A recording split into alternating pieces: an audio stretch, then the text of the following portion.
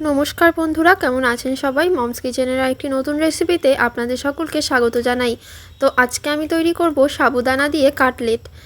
এটি তৈরি করার জন্য আমি প্রথমেই কিছুটা পরিমাণে টমেটো, কাঁচা লঙ্কা এবং আদা কুচি কুচি করে কেটে নেব। তারপর সাবুদানাটি আমি 2 ঘন্টার জন্য জলে ভিজিয়ে রাখব। তারপর আমি সেদ্ধ করে রাখা সেই আলুটি গ্রেটার মেশিনের সাহায্যে গ্রেট করে নেব।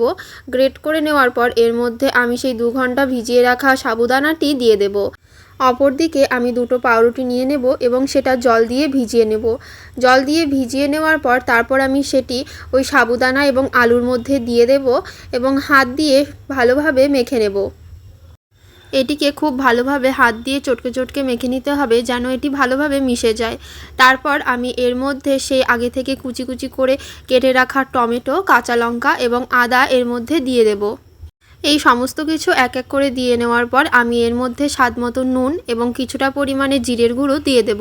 জিরের গুঁড়ো দিয়ে তারপর আমি এটাকে আবার কিছুটা মেখে নেব। তারপর একটি কড়াইতে সাদা তেল গরম করে নিয়ে এর মধ্যে আমি কাটলেটগুলো ভেজে নেব। এখানে প্রথমে আমি হাই ফ্লেমে কিছুটা ভেজে নেওয়ার পর তারপর লো ফ্লেমে ভেজেছি, না হলে ভেতরটা কাঁচা রয়ে যেতে পারে এবং সাবুদানার গন্ধ করতে পারে। তারপর এগুলিকে লাল লাল করে ভেজে নেওয়ার পরই তৈরি হয়ে গেল আমাদের সাবুদানার কাটলেট। রেসিপিটি যদি আপনাদের ভালো লাগে তাহলে অবশ্যই বাড়িতে একবার ট্রাই করবেন এবং আমাকে কমেন্টে জানাতে ভুলবেন না যে আপনাদের কেমন লাগলো। ভিডিওটি যদি আপনাদের কিছুটা ভালো লেগে থাকে তাহলে অবশ্যই একটি লাইক করে পাশে থাকবেন। সুস্থ থাকবেন, ভালো থাকবেন।